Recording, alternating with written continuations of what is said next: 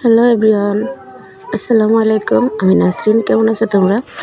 আশা করি ভালো আছো। আমরা তোমাদের দোয়া ভালো আছি। তো সকাল সকাল উঠেই একটু হাঁটতেছি। কয়েকদিন ধরে ভিডিও টিডিও একদমই বানাই না, মন টন ভালো লাগে না, শরীর খুবই অসুস্থ, চেহারা দেখে তো বুঝতে পারতেছো। তো চলো করে যাই। আর এখন একটু খাবো পিঠে। এটা হচ্ছে চিতল পিঠা, ঠিক আছে? তো এই চিতল পিঠাটা বানিয়েছিল সেদিন আমার নারকেল পিঠা খাবো বলে বানাইছিল। তো নারকেল পিঠা আর বানানো হয়নি, সেজন্য একটু শীতল পিঠা বানাইছে। তো আমি একটুখানি খাবো, বেশি খাবো না, কারণ আমি এসব পিঠা খেতে পারি না তেমন একটা। তাই আমি একটুখানি খেয়ে নেব। সকাল সকাল তো কিছু একটা খেতে হয় আমার, না হয়তো খুব খিদে লাগে। আর এটা আমার ছোটোবেলাকার অভ্যাস, কিছু না কিছু আমাকে সকালবেলা খেতেই হবে, এরকম আর কি। তো চলো যা যাক, তোমাদের কিছু একটা দেখাবো। চলো যাই। এইদিকে চলে আসলাম, এসে দেখি ওইদিকে আমাদের বাগানের ওই সাইডটাতে তোমাদের দেখালাম। সেই জায়গাটাতে তোমার জ্যাঠাতো ভাই আর কি মাছ ধরতেছে, ওইখানটায় চলে আসছি। দেখো, আর মাছের সাথে সাপ উঠছে গাছ, দেখো। এইখানটায় 2টা সাপ উঠছে, কাঁকড়া উঠছে, মাছ উঠছে। মাছগুলো অনেকগুলো মাছ একদম মরে গিয়েছে, যেহেতু জালটা অনেক সকালে ফাতা হয়, মানে দেরি করে উঠানো হয়, সেই জন্য কিছু মাছ মারা যায়, একদম নষ্ট হয়ে যায়। আর এখানে মাছের সাথে সাপ আছে, সাপগুলো মারা গেছে।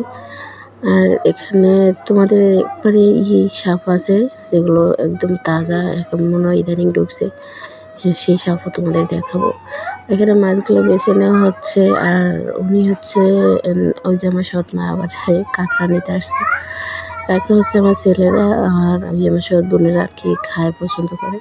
তো নিবে কয়টা, ওনাদের ওগো জন্য, সেই জন্য নিতে আসছে। আর গাছ দেখো, সাপ দুইটা সাপ একদম জ্যান্ত সাপগুলো ছাড়তে আমার দিকে দৌড়ে আসতেছিল। গাছ দেখো, আমি তো এত ভয় পাইছি, গা শিরে উঠছে আমার। কী বলবো, এমন ভয় কোনোদিন পাই না, এত ভয় করছিল। তো এখানে আরেকটা সাপও আছে, দেখো। আর এই সাপটা উনি হাতে নিবে, আমার তো খুব ভয় করছিল, গা শিরে উঠছিল। উনি হাতে নিছে এই সাপটাকে, দেখো, এটাও একদম জ্যান্ত সাপ, দেখছো? ওনার একটু ভয় করে, ওই দেখো সাপটা যাইতেছে।